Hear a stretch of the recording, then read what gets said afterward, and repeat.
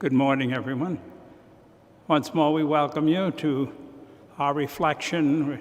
The gospel of today's Mass is from St. Luke.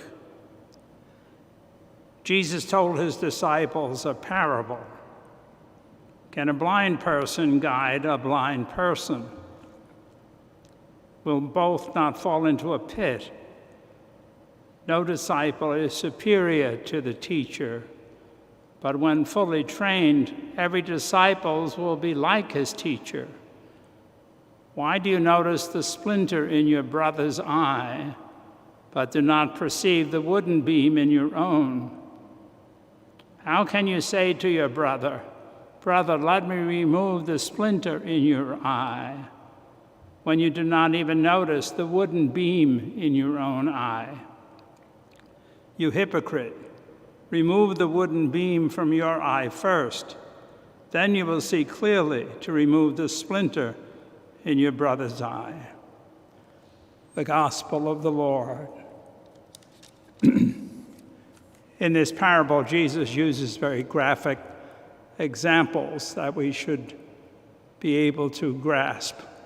He uses extremes. He's talking about beams and splinters, comparing something huge to something relatively insignificant. And of course, that catches our attention, but perhaps not to focus on what he really is trying to say with this story, with this parable.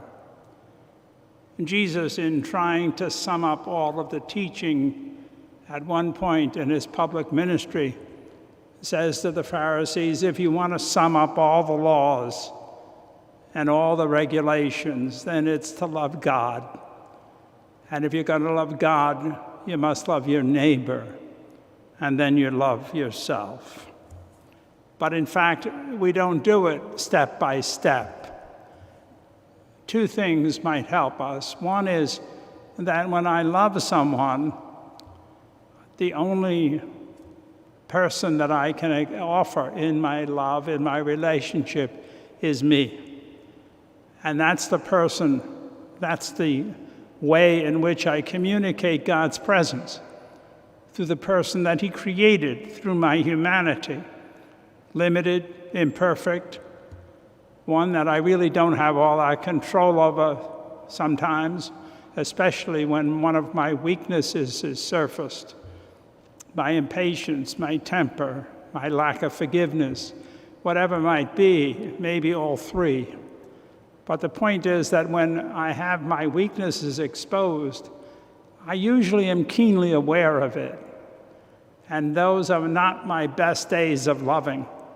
They certainly are not the time when I'm reflecting the God who is present in me.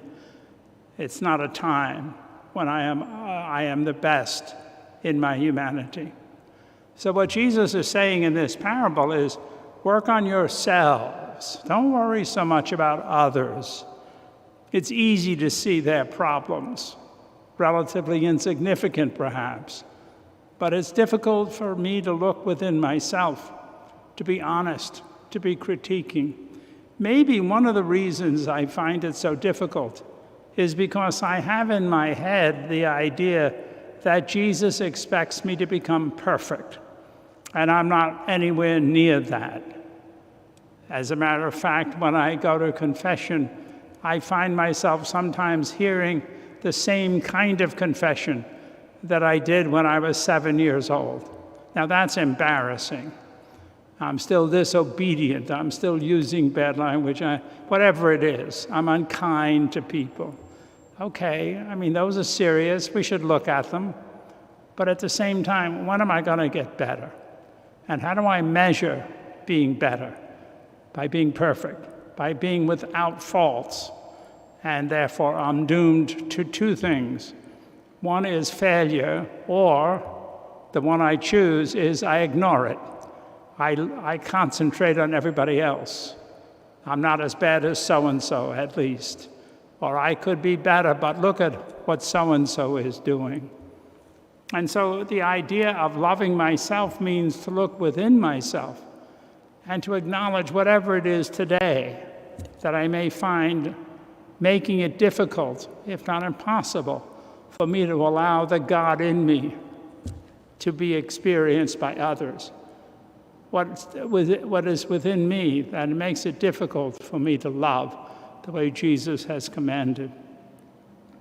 And then the second thing I might look at is the idea of others. That once I acknowledge my own limitedness, my imperfection, once I honestly embrace the fact that no matter how hard I try today to be the person I think I'd like to be, at least a better person, I find myself failing. And yet my prayer tells me that as long as I'm sincere, Jesus is forgiving, he's understanding, he's compassionate. And there is the clue in my own makeup that he wants me to be the same. When I look at other people, when I find fault, when I'm offended, when I'm angry, when I'm hurt, I need to look within myself first and realize how Jesus has dealt with me with not just forgiveness, but with total compassion. He really does understand. He really does walk with me, and he loves me in the midst of my failures. That's his whole idea of resurrection, of embracing the cross, that he loves me with all the wounds and the failures and the limitations that I exhibit every day, perhaps. And yet at the same time, he looks and says, as he looks at my heart, but are you trying? Do you believe today in my forgiveness and my compassion as you've experienced it? If you can recall that, then maybe you can offer it to others, not contingent or conditioned on their being better or improving or overcoming whatever it is I find wrong. It's not easy. It requires a great deal of faith. It requires me getting out of myself, so to speak, get out of my little world, get out of my intense self-protection that I try to justify what I am and who I am by either giving up or by looking at others and finding them even worse. It's not a question of looking and saying it doesn't matter, I'm a sinner, what difference does it make? But rather, I'm not trying my best to witness the God that's in me. There's the key. And if I can do that within myself, just today, in prayer, try to remember that I'm supposed to make the effort to be loving, that I'm not supposed to be looking at everything else around me. I do that so often. It's just so overwhelming. This is wrong, that is wrong, people are protesting.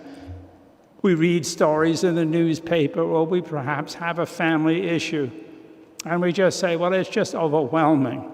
I just give up. I'll stay within myself. I'll protect myself. I'll pick and choose, whatever it may be.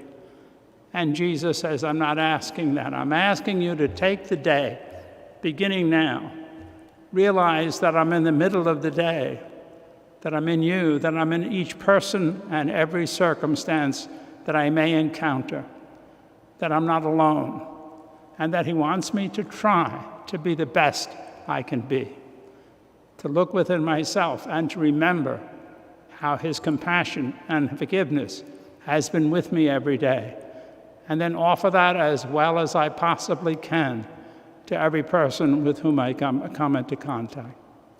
That's the challenge. I think that's what he means. He wants us to be people of compassion. Deliver me from perfection. I'm relatively perfect, but at the same time, I used to say that when I was teaching 10th, 11th graders back in the 60s. And they would say, oh, you're always right. You never knew. I said, well, relative to you, I'm perfect, yes. But that's not the point. The point is, relative to Jesus, I'm not. But relative to anybody, perhaps, I'm not. But then he's not asking me to be perfect. He's asking me to be fully human, to be limited, to be a sinner, but at the same time, to be a person who has compassion because I've experienced compassion, a person who has forgiveness because I've been forgiven, a person who is able to love because I've been loved through Jesus, through family, through people in my journey every day. That's the challenge. Today, as we pray and recall Jesus' compassion, we also realize that it's 9/11, the celebration of the World Trade Center attack, and we want to pray for those people who lost their lives, their family members, first responders, to remember that other people are and have in the past acted with heroism by loving, by giving of themselves, more than perhaps we realize, because of their concern, their commitment, their compassion. And so we pray for them and their family. We pray for ourselves, and we pray to God that He continue challenging us to be loving and compassionate and forgiving witnesses of Him in our world today. And then trust that it's not up to me or to you to bring results, but simply to offer the God in us and let Him take care of the rest. Have a good day.